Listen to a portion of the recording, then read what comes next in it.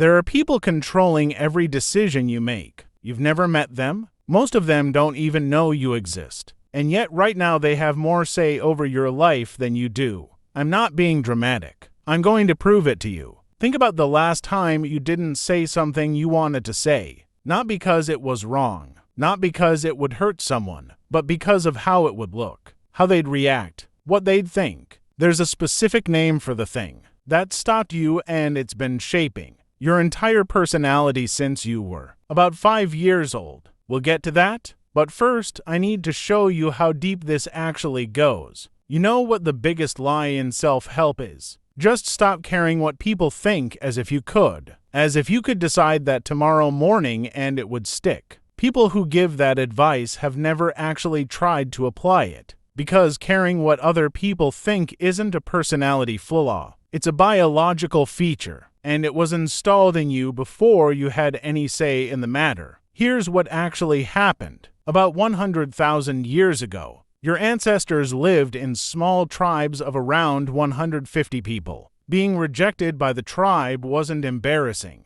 It was a death sentence. No shelter, no food, no protection from predators. Alone meant dead. So the brains that survived were the ones that were obsessed with social standing, that monitored every interaction, that felt physical pain when excluded. Those brains got passed down. You have one of them right now. Your anxiety about what people think isn't weakness. It's your caveman ancestor screaming at you, "Don't get kicked out." The problem is you are not in a tribe of 150 people. You're in a world of 8 billion. You're not worried about being rejected by people you actually know and depend on. You're worried about a coworker's passing comment, a stranger's Instagram post, people who will forget you existed by tomorrow afternoon. But your brain treats all of it exactly the same. Ancient threat detection, 21st century stimulus. That is a catastrophic mismatch. And it gets worse.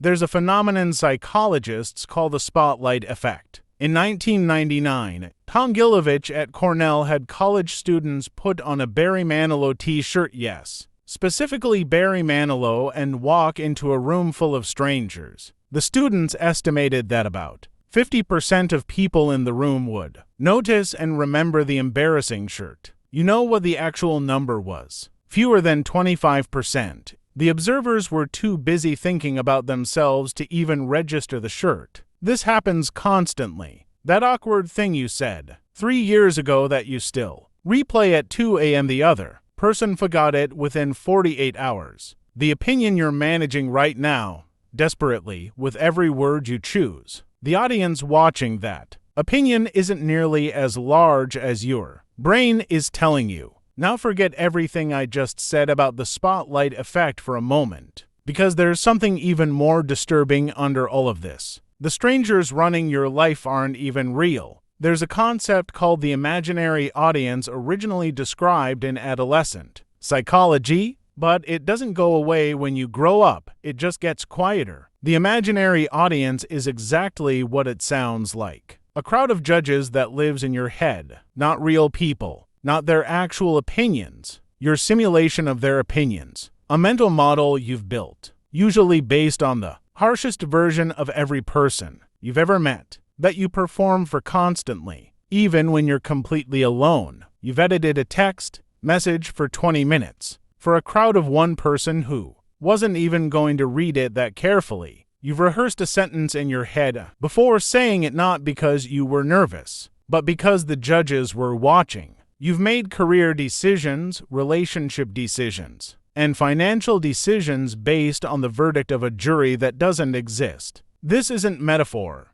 Brain imaging studies show that social pain, the pain of rejection or embarrassment, activates the same neural circuits as physical pain. Your brain genuinely cannot tell the difference between being punched and being judged. That's how seriously it takes the imaginary audience. So, what does this actually do to your life? Here's where it gets real. When you care what people think, you don't just feel anxious. You self-censor systematically. You have opinions you don't share, projects you don't start, conversations you avoid, clothes you don't wear, goals you quietly abandon because explaining them to people felt like too much. You make yourself smaller not because the world asked you to, but because you preemptively shrunk to avoid the judgment that, statistically, was never coming. And over time, the version of you that other people know becomes a compressed, filtered, approved version of a person who barely resembles who you actually are. There's a word for this. It's called self-alienation.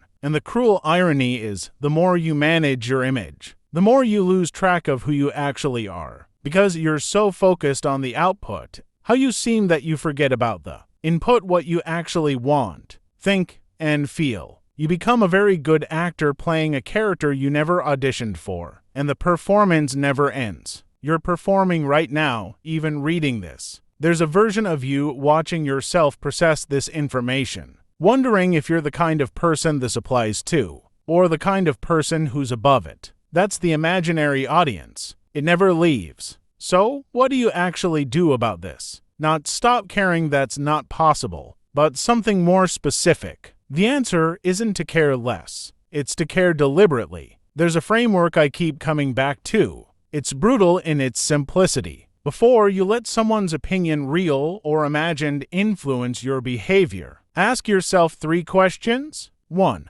Would this person's opinion matter if they told it to your face? Not hypothetically, would you actually restructure your life around what they think? 2. Are they living a life I want to live? Because most people handing out invisible judgments are managing their own disasters. 3. Will this moment exist in my memory in 10 years? Most of the time, the answer to all 3 is no. And the moment you realize that, the imaginary audience starts to get quieter. Not gone, but quieter. Like background noise you can finally choose to tune out. The people you're performing for in your head, they're not watching. They're performing too. Every single one of them running their own imaginary audience, editing their own texts, rehearsing their own sentences. The whole world is a stage full of actors who forgot. They're all watching each other perform. The only question that matters is, when do you decide to stop?